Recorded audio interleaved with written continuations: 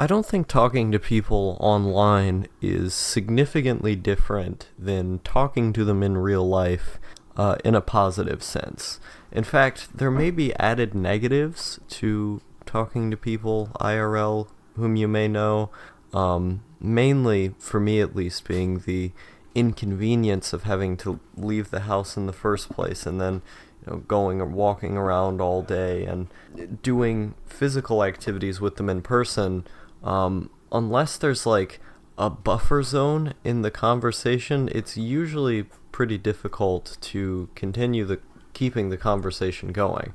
I mean, I'm perfectly fine with there being silence. I don't think silence is awkward the way that other people do, but there's only so many things that you can do with someone once you meet them IRL. Like, you can go out to eat, but once you've done that, a few times, it's fun and everything, but like, do you want to go out to eat with someone all the time? Like, that's weird.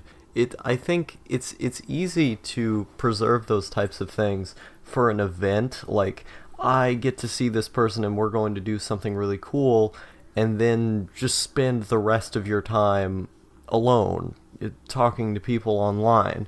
Like, I don't understand why it's so important to people to have things like that all the time. If you have something like that only once every few years, I don't see why that isn't okay.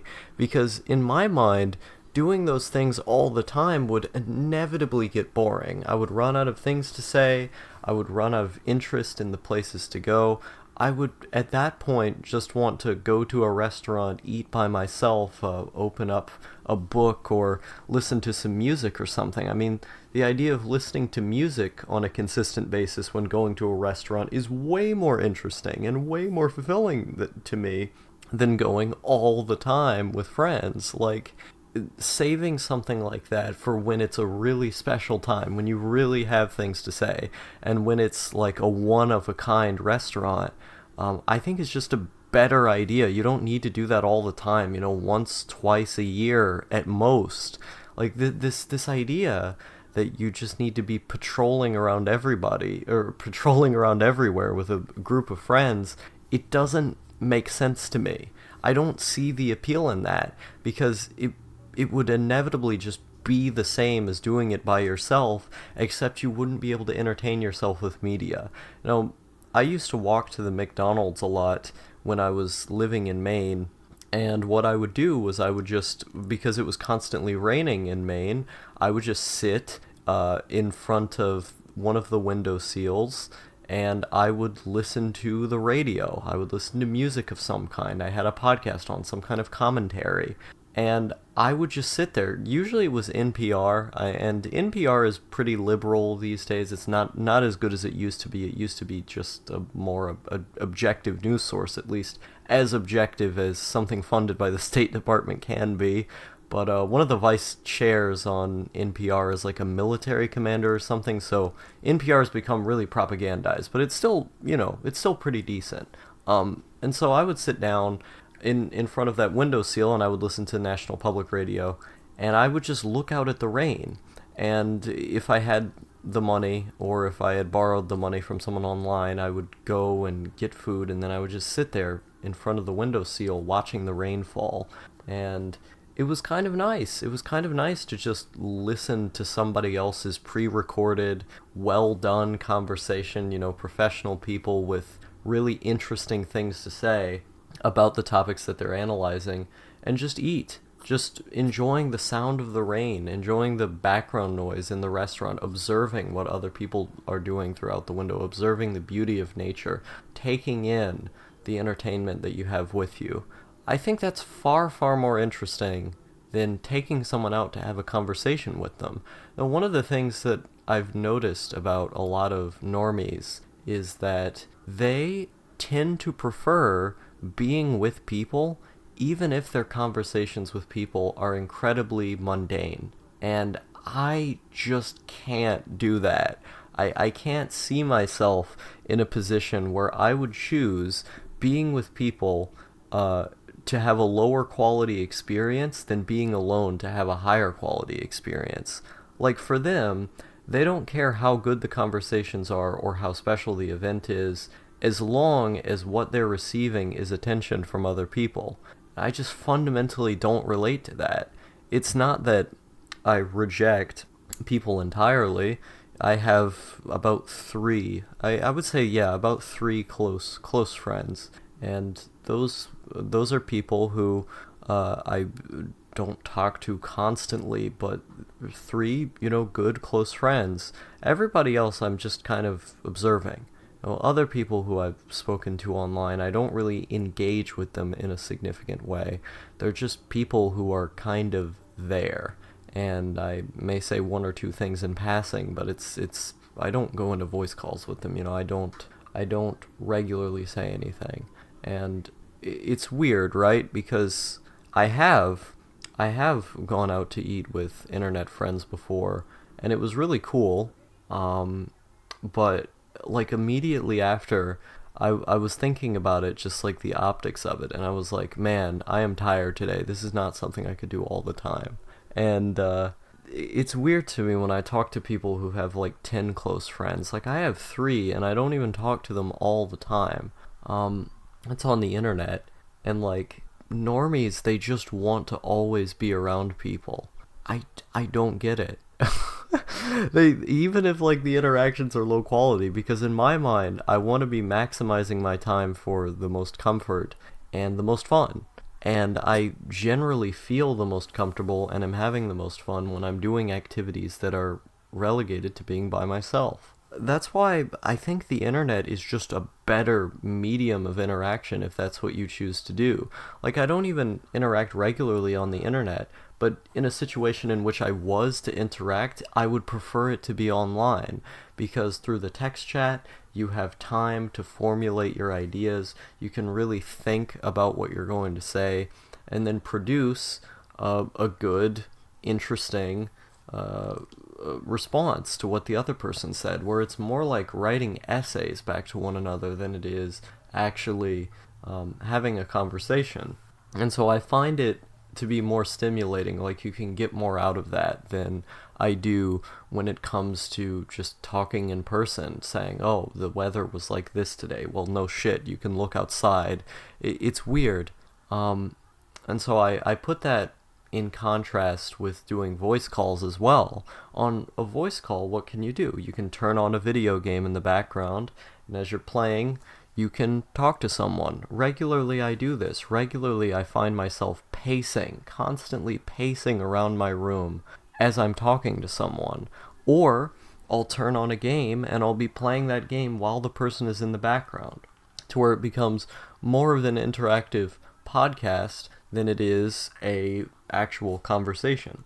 Because with most people, if you were to meet them in person, you can't particularly just sit there and play a video game as you talk to them, because the other person would want the controller after a certain point. It would be a selfish experience. And then in the other instance, you would be walking around outside, and so if you're walking around and trying to talk to someone, then the onus is on you to make things entertaining, where I am not stimulated enough by conversation alone in order to be able to do that. I need some kind of distraction, even if it's something as simple as like playing with the dog while I'm talking to someone. I need something, some other form of external intrigue beyond just talking, because I don't find just having conversations in and of itself to be interesting.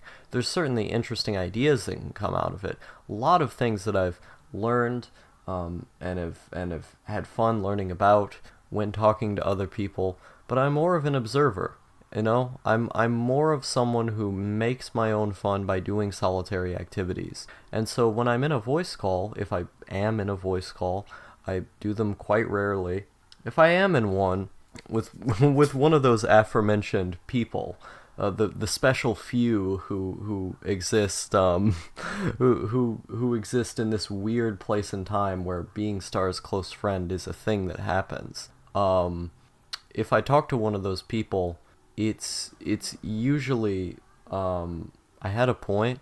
I was gonna say it was usually something. I forgot what that point was.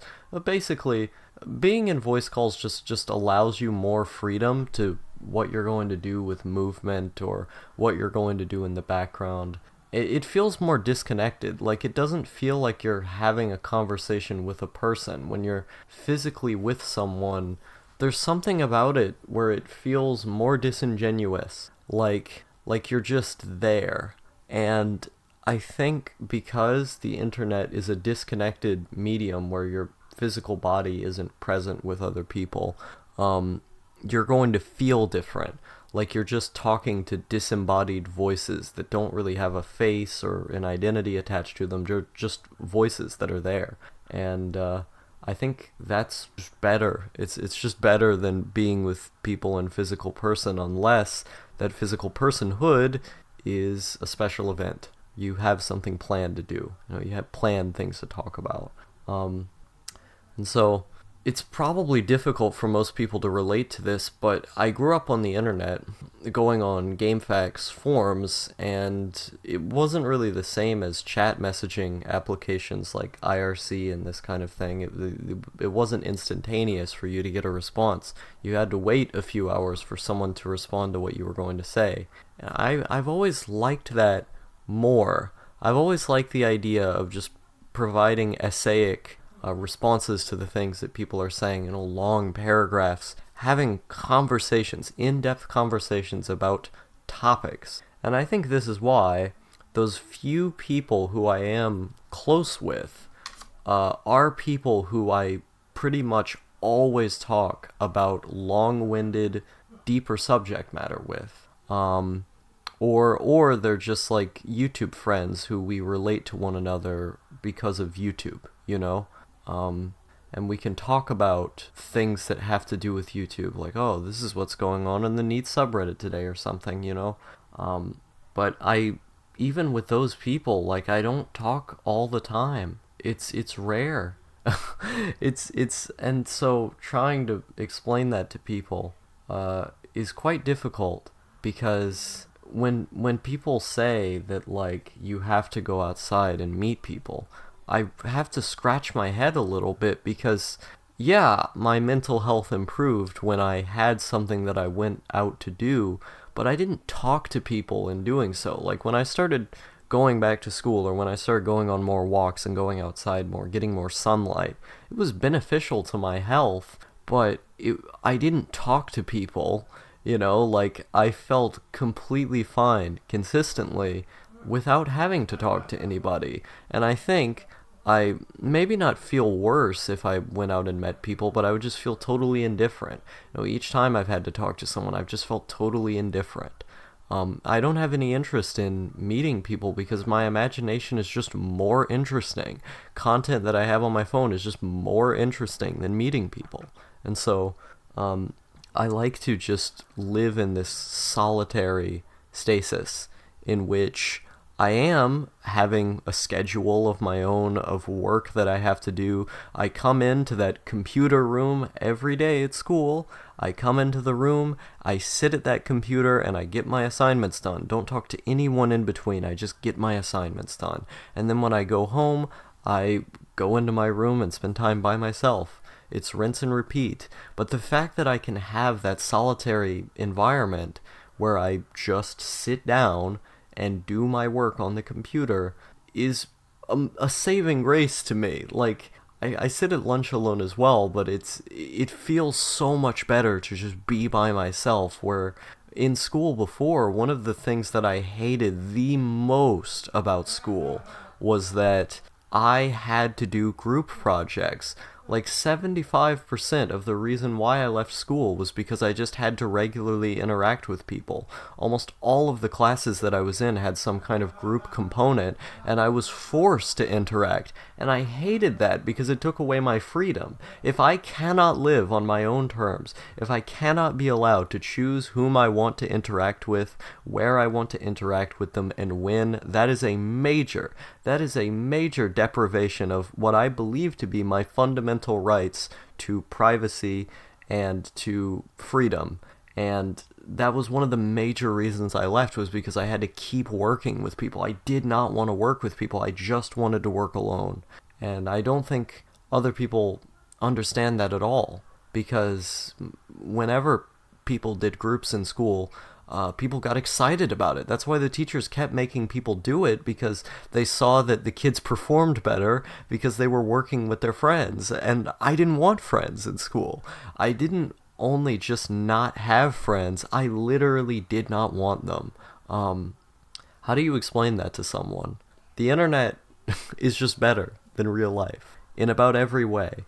In how communication is conducted, you get more done. You have more concepts that are explained, and explained in more in-depth ways. You can speak to people on your own terms. You have more personal space, more personal freedom. You can allow yourself to do more things while having a conversation.